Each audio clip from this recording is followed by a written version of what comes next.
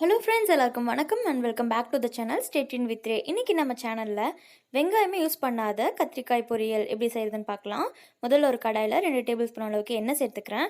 எண்ணெய் சூடானதும் 1/4 table spoon கடுகு வெடிச்சதுக்கப்புறமா 3 பெரிய சைஸ் கத்திரிக்காய் இந்த மாதிரி நீளமாக கட் பண்ணி தண்ணியில் போட்டு வச்சுருக்கேன். அது கூட சேர்த்துக்கலாம் தண்ணியிலேருந்து எடுத்துகிட்டு. இந்த கத்திரிக்காய்க்கு பார்த்திங்கன்னா துளி கூட நம்ம தண்ணி சேர்க்க போகிறதில்ல.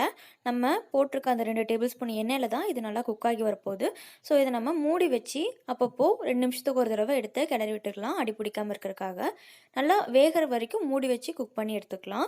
ஒரு 2-3 டைம் மூடி வச்சு நல்லா குக் பண்ணிக்கிட்டிங்கன்னா கலர் வந்து பார்த்திங்கன்னா ஸ்லைட்டாக மாறி வரும். அண்ட் கத்திரிக்காயும் பார்த்திங்கன்னா சாஃப்டாக குக் ஆகி வந்துடும்.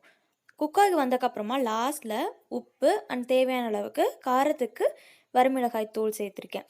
ஸோ தூளெல்லாம் சேர்த்தக்கப்புறமா நல்லா மிக்ஸ் பண்ணிவிட்டு ஸ்டவ் ஆஃப் பண்ணிட்டோம்னா சூப்பரான சுவையில் கத்திரிக்காய் பொரியல் ரெடி ஆயிடுச்சு. தேங்க்ஸ் ஃபார் வாட்சிங்.